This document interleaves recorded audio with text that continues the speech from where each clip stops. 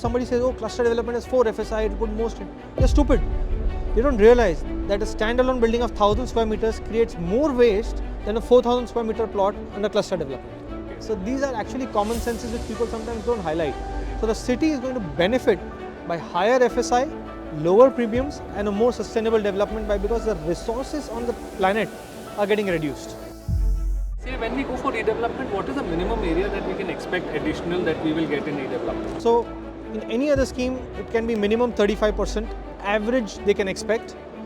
But if you go in cluster, it becomes 50, 60 and sometimes if you have smaller rooms like Chawls in city, in Parel and other areas where you have 180 square feet rooms, you can easily expect 500 square feet. For any development to be eligible for cluster, is there any area, minimum area that is required? Yes. If you could just enlighten. So in city you have at least 4,000 square meters and you have to be on a 12 meter road or 18 meter road preferably, but 12 meter roads are also okay. Prior to 61, 62, and they are called tolerated structures because those times people are not maintaining records very well. So the government has given certain relaxation in those situations. But otherwise you must have your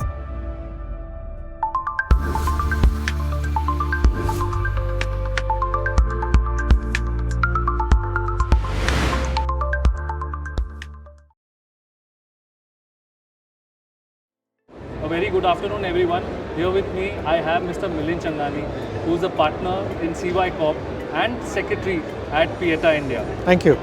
We are going to ask you a few questions around redevelopment, around PMCs overall and a bit about technology as well. Thank you. Right? Yeah. So my first question to you is, a lot of buildings today are in dire need of redevelopment as we know. And at this event we can see the kind of turnout. It's fantabulous, right, to see so many societies coming in. Now, what suggestion would you give as a PMC to these people who want to kickstart their development, right? Because selecting a developer comes at a very later stage.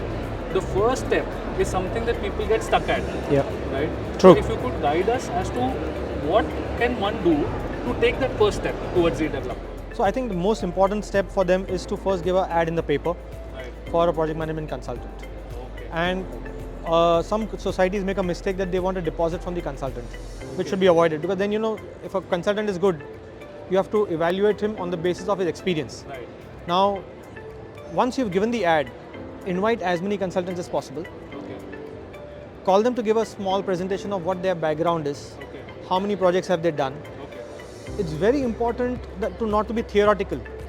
A lot of project management consultants who are doing only PMC and not actually getting into the approvals or other processes as well, sometimes they miss out on the nuances of the character. So a nice blend where your PMC has experience on both the sides, sitting on this side of the table and that side of the table, keeps him up to date on what the rules and regulations are. So I think that becomes critical and that's what they should evaluate, have a nice system of data that what all he does, how many experience he's got, last 5 years, how many projects has he executed, and that I think will help them to get the right PMC on board. Once they know he's the right PMC, things are much smoother. Right. Okay. So the very first step is obviously putting out an ad and evaluating all the options that they have in terms of PMC. Yes. One follow-up question that I have for you, a lot of societies say that shouldn't we go with an architect first to understand if redevelopment is even viable before we put out that ad? What is your say on that? So I think a project management consultant is someone who must have architects on board and not just an engineering team. So without a right feasibility report, without the right approach, as I was talking about the various rules and regulations, because following 79A is a very standardized procedure. You invite, have a PMC, then call developers, get bids and all that stuff. But knowing the right feasibility report and keeping it transparent among all your members. Transparency is the key in redevelopment. So an architect should be a consortium or part of the PMC and not as a separate entity. Individual. Because then coordination is difficult. There are so many options of redevelopment. Imagine in BMC you have almost 26 different regulations under which redevelopment can happen. And you can combine any 2 or any 3. You have more than 500 combinations. So you must know the right combination for you. So basically you are saying you need a team of experts that the PMC can get in instead of going with an individual architect who may or may not be able to guide you right. Ideally. Because you want him to handhold till the end. Not just feasibility किया चले गया और फिर कोई अलग आया जो खाली engineering side या only the technical side संभाल रहा है. You want somebody who handles both sides of the coin. Right. If you could enlighten us, as a PMC, do you also have connects with the developers, right, out there? Because we were, talking to the developers, and they said, PMCs are connected with us, right? So that side of bringing the developers is sorted out when they appoint someone like you. Yes, what happens is, like, since we're working with across all the brands, whether it's Godrej, Raymond, Mahindra, Rustomji, Runwals, or anyone. So what happens is, once you know you've been working with these brands and they see how transparently you work with them, and they repeatedly want to come back to you for these kind of projects. So when societies evaluate you, they must see what kind of brands you've been working with, because that brings much added value to the project. A brand may offer 2% less, but the value is 30% more of their product, and that is the end game. Yeah. So if you go to Hirandani, his products are actually valued much higher. You go to Godrej, their values are 30% higher from the next project. If you're able to get these brands into your development, and a right PMC can bring those for you.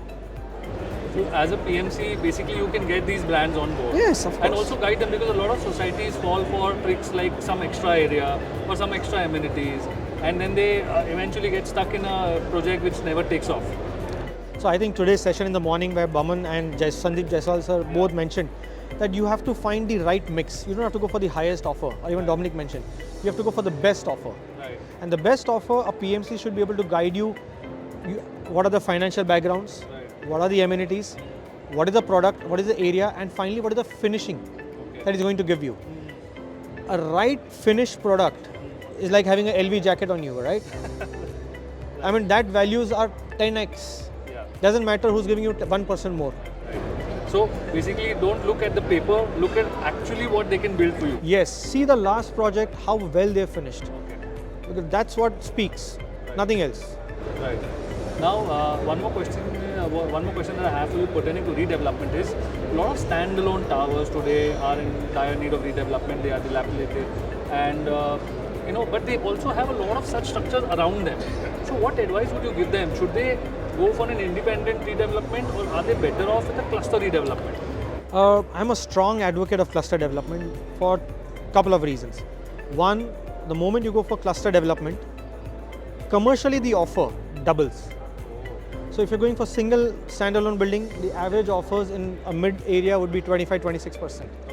A cluster is at least 50% or 60%. So if your area is much higher, like Bandra, or you're going Pedder Road, Nepean Sea Road, these areas keep enhancing to 70%, 72%, and that's actually happening. Why? Because inherently in cluster development, there are certain benefits to be given to the members, and it's not going from developer's pocket.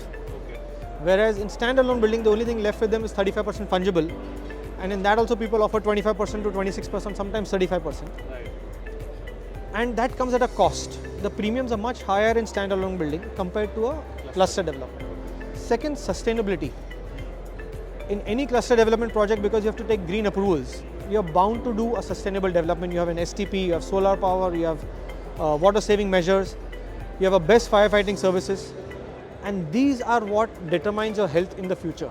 You're not just determining your health, but the health of the planet as well. Okay. So a cluster development promotes a sustainable development than an independent development schemes. Right. Even the developer benefits much more because his premiums are lowest in a cluster development scheme compared to a standalone development. Right. So the landlords or the members are benefiting, BMC get good revenues in a chunk, the developers are benefiting, the city is benefiting because you're coming up with a sustainable development which is giving back to the city directly or indirectly. Maybe by more open spaces, right? Open spaces, you are less dependent on water resources. Your waste is 90% recycled, and that water is recycled for doing other activities. So you're depending less on the city. You're putting less strain. The moment somebody says, oh, cluster development has 4 FSI, it put more strain. They're stupid. They don't realize that a standalone building of 1,000 square meters creates more waste than a 4,000 square meter plot under cluster development. Okay. Because he's recycling. Oh, because of the plants that they have in turn. Because the STP plant is compulsory. He's recycling 85% waste and 60% water is getting regenerated. Okay. So that much water you've taken less for your gardening, swimming, or firefight, or your flushing, Right. which does not happen on a standalone building. So these are actually common senses which people sometimes don't highlight. So the city is going to benefit by higher FSI lower premiums and a more sustainable development because the resources on the planet are getting reduced. True. Very insightful. One question that we get a lot from people, because they don't know much about redevelopment and they have very basic questions. So I'll ask you a couple of these questions. They say when we go for redevelopment, what is the minimum area that we can expect additional that we will get in redevelopment? Is there any minimum percentage that you think one can expect once the building has started the process of redevelopment? Okay. Let me connect this answer with cluster. Okay. Suppose you are having 180 square feet room. In cluster, you will get at least 550 square feet. Wow. That's almost three times. There is no other scheme that beats that. Okay.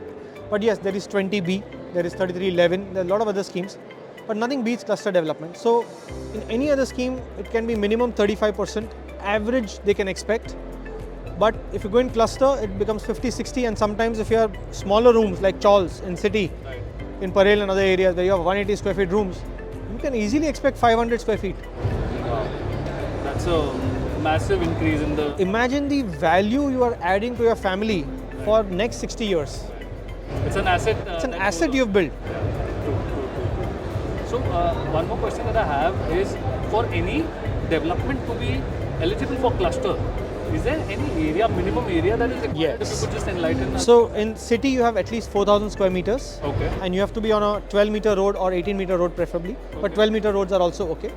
In suburb, the size of cluster has to be at least 6,000 square meters. Okay. And the road width should be 12 meters again and 18 meters. But other criteria is, once these two are qualified, the building should be at least 30 years of age. Oh yeah. And it should be authorized. Okay.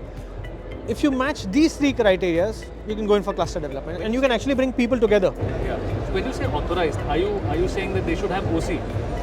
Preferably yes. Right. They must have occupation certificate. If they don't have occupation certificate, if they are prior to 61, 62, Okay. then they are called tolerated structures, because those times people are not maintaining records very well. So the government has given certain relaxation in those situations. Okay. But otherwise, you must have your occupation certificate in place. Right. Question that I have for you, as a PMC, are you doing something in terms of technology? Are you bringing technology into use into your work? I think in today's times, nothing can be done without technology. Right. And if people don't use technology, they fall behind. So we've got two things we do. We've got an app called Realink, and it's a free app. REALINC. REALINC, Realink. Realink. It's a free app, and more than 26,000 people are using it. Okay. You have all the notifications, court judgments, news articles, expert talks on that app, Okay. and it's got an AI built in. Oh. You can ask questions and the AI will give you answers. Wow. So that's the thing that we've been developing over years.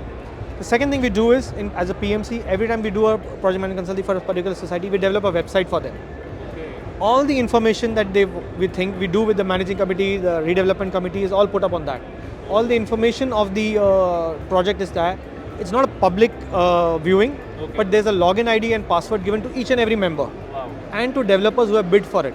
So absolute transparency is maintained. Nobody can question, oh, I was not present for the meeting, how do I get the information? Right. Just go on the website, download the video, download the data, everything is out there, clean and neat.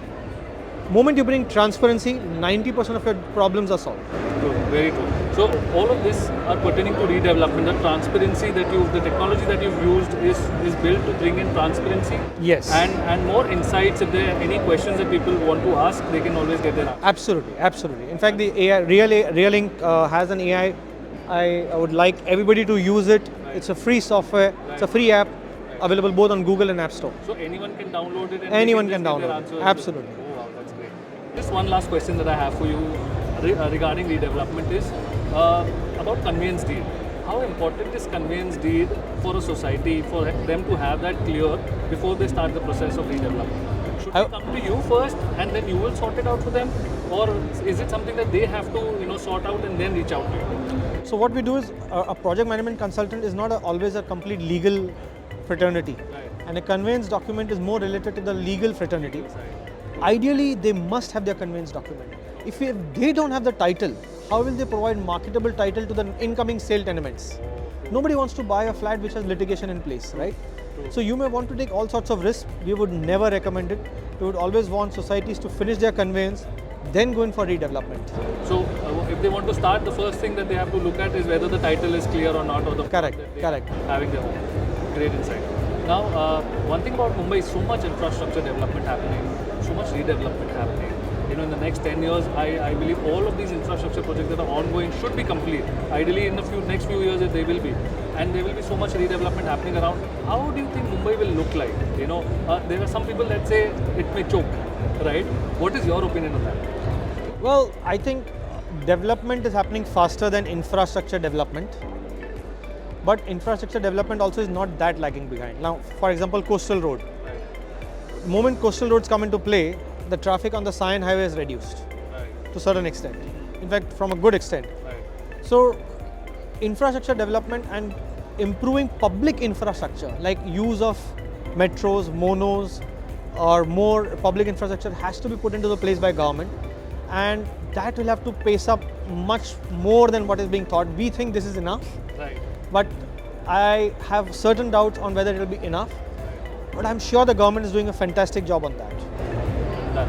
I think that was a great talk and great insights from you. Yeah. Thank you so much. Thank you so much. Thank you.